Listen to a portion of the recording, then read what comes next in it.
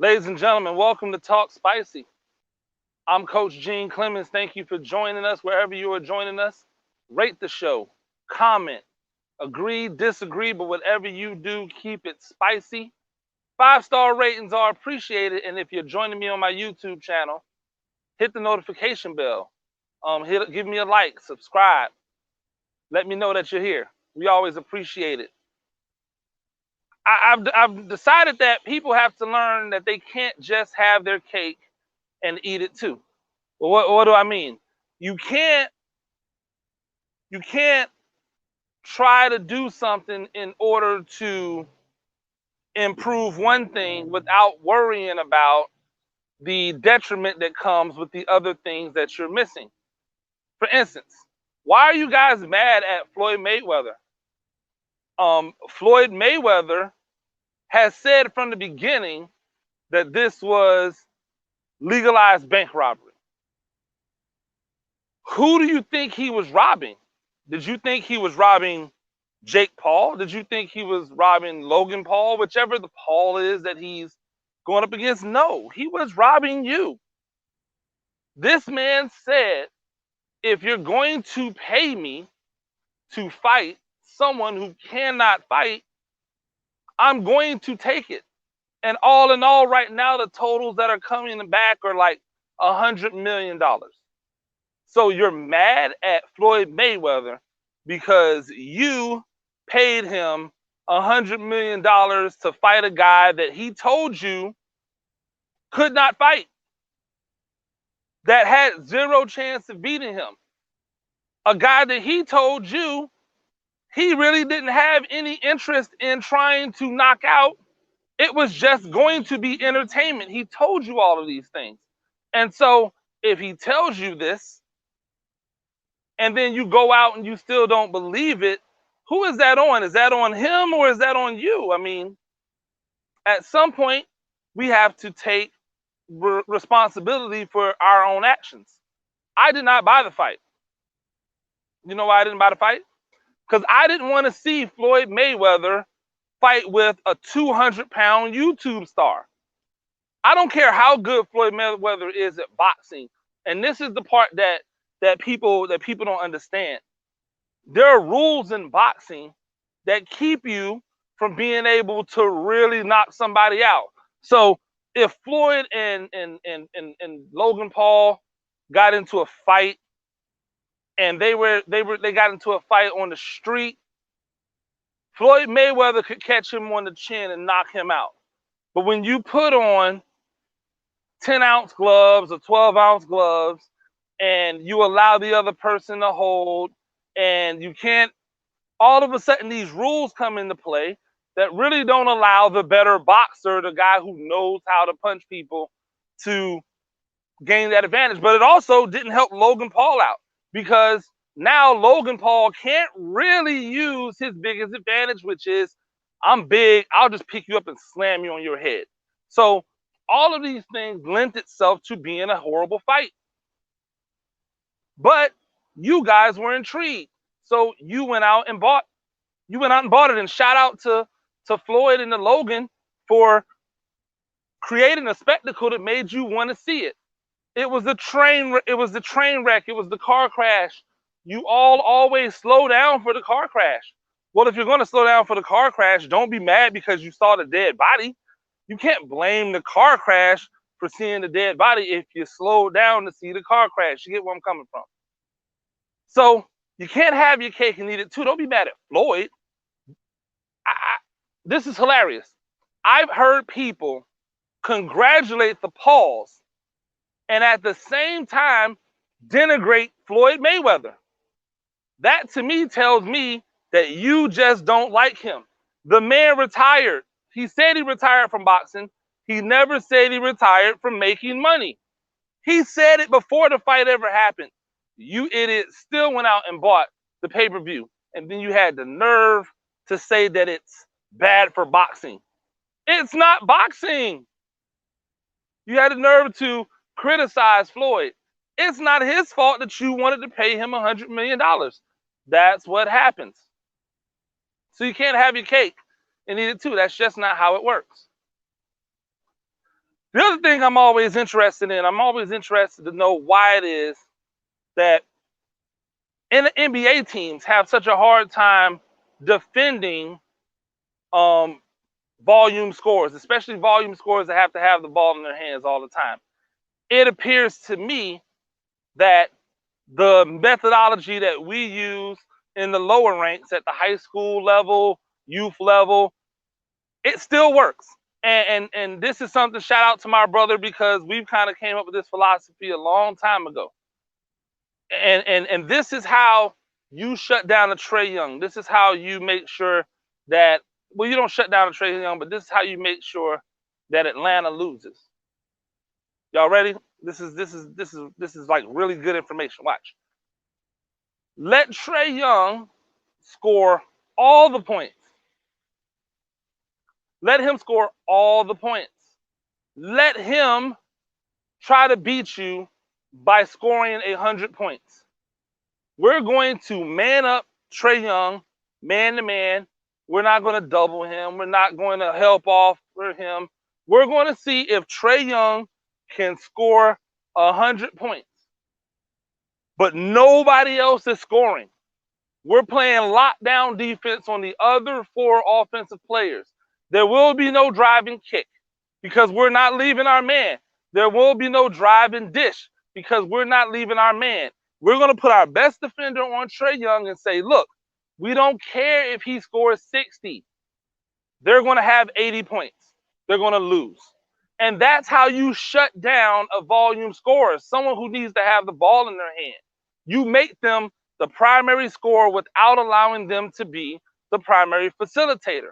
The problem that you have with these types of players, with the Luka Doncic, with the Trae Youngs, with LeBron James to a certain extent, if you allow them to be the scorer and the facilitator, it's almost impossible to beat them. If you notice what the Clippers did in Game 7, Luka went off. Hey, Luka, you can go off. All of your homeboys, they're not going to do anything. That's how you beat a guy that is a volume scorer who needs to have the ball in his hands. You make sure that they have to take all the shots. How good is your stamina, Steph Curry? Because we're not going to let you shoot threes unless you're pulling them from 40 feet, and statistics show you're probably only going to hit 3 out of 10, maybe even 4 out of 10. But if you're only going to shoot, if you shoot 4 out of 10 and you shoot 20 of them, that's still not enough for you to win a game. It's not enough. So these teams have to stop allowing these volume scores to dictate the entire game. Let Kyrie cook. Let Kyrie dribble all over the place, run by your guy. He's unguardable. But it's impossible to beat him if you then compound that with him dishing it off to people for wide open shots.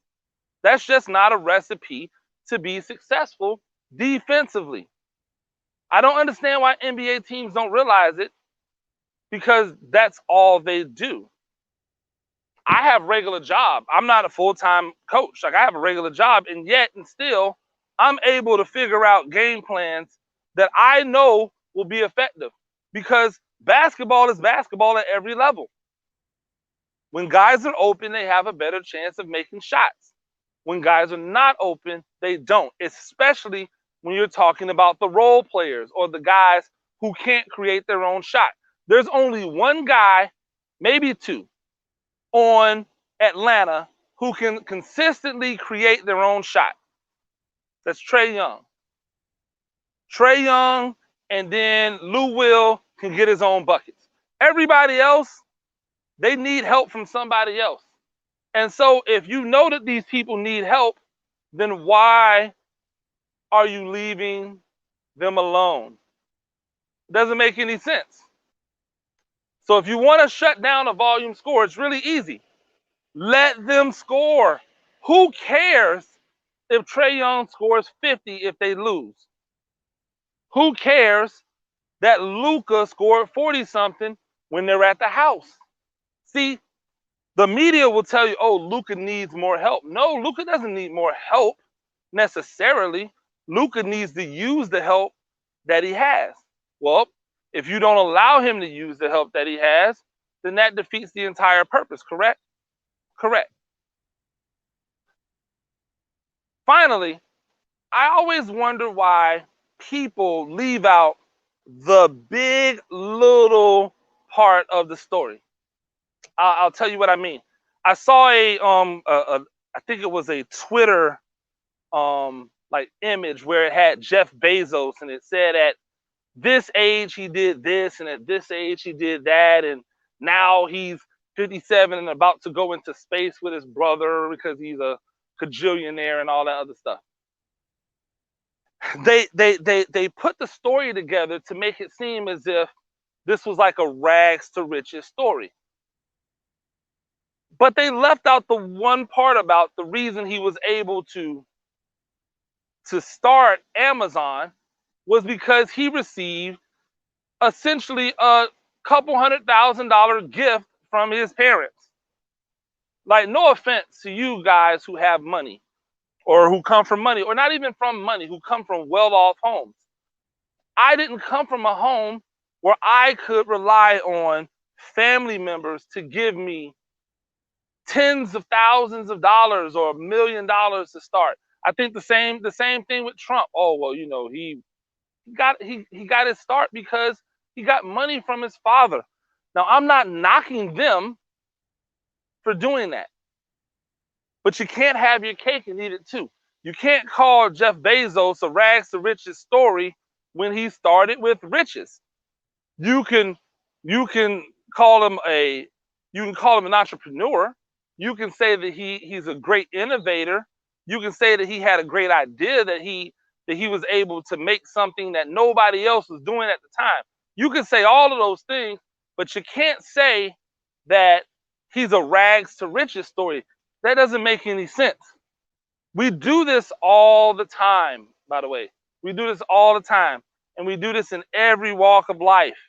Oh, well, the defensive coordinator from the guy was the defense coordinator for the Rams, and now he's the head coach of the Chargers, and he came from a D3 school or whatever. And they're like, oh, well, guess what?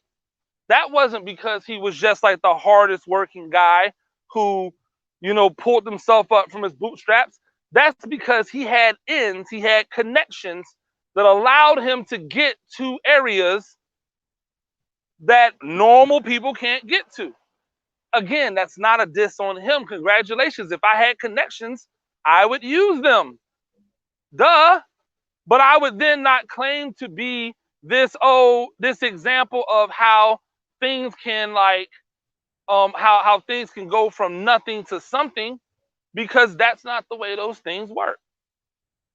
If that's not the way those things work, then we can't make those claims. I would never make those claims. I wouldn't want any one of you to make those claims. That's just the way the world works. Like, we can't have it both ways. You can't have your cake and eat it too.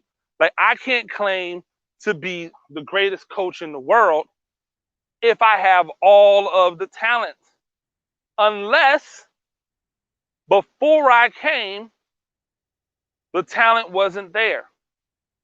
So, like, for instance, let's take Nick Saban. We all recognize Nick Saban as the greatest coach in college football history, and rightfully so, because he was a great coach at Michigan State. He was a great coach at LSU. And now he's a great coach at Alabama. And yes, they get some of the best players, or a lot of the best players, but they were not getting those players at Alabama before he showed up. He allowed them to get to the level that they're at right now. And that has to be rewarded. That has to be talked about. So if it was a situation where he inherited a talented team and they won, then guess what, dude?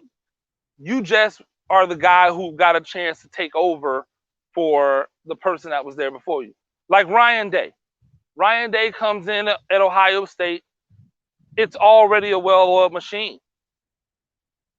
So do I look at Ryan Day and say, oh my gosh, Ryan Day is like one of the best coaches in college football? Absolutely not. Lincoln Riley stepped in at Ohio State. Ohio State was already a power. I'm sorry, Oklahoma was already a power. Lincoln Riley just continued what was already there. Do I consider him to be like the greatest coach ever? No, he has not elevated them beyond where they were. They were already making it as a finalist. They were already in the talk every year for a national championship. He hasn't elevated them. Now, if he elevates them to a national championship, now we can talk. See how that works? It's really simple. Elevate to the championship level and then we can talk. Because if not, then you're a good coach, but I can't call you like oh my gosh, one of the best coaches. No, can't do that. So we can't have our cake and eat it too. Like if you build something, the reason that Urban Meyer is considered to be an all-time great coach is because he comes into places that don't have it rolling. He makes them better. He wins titles. That's why. Don't blame me. It's not my fault. I'm sorry. I am not a great coach. I am not a great coach. There are things that I do great. I think I'm a great innovator. I think that I have an ability to scheme and to dissect offenses and defenses that are second to none. But I'm not winning championships. And I'm not elevating teams beyond where they've been. And so until I do that, I can't be considered a great coach. I'm okay with that. Now, there are other things that I do that I believe are great. But when we're talking about coaching and just the on-field product, we have to keep the main thing the main thing. And you can't have your cake and eat it too. Ladies and gentlemen, that's Talk Spicy. I'm Coach Gene Clemens. We do this thing 2 times a week. I will see you on Thursday. I know I said it last week. I will see you on Thursday. Rate the show. Agree, comment, agree, disagree, but whatever you do, keep it spicy. 5-star ratings are appreciated. And if you're joining me on my YouTube channel, like the show, subscribe. We need to get to 2,000. Leave a comment. We want to hear from you. Until next time, keep it spicy.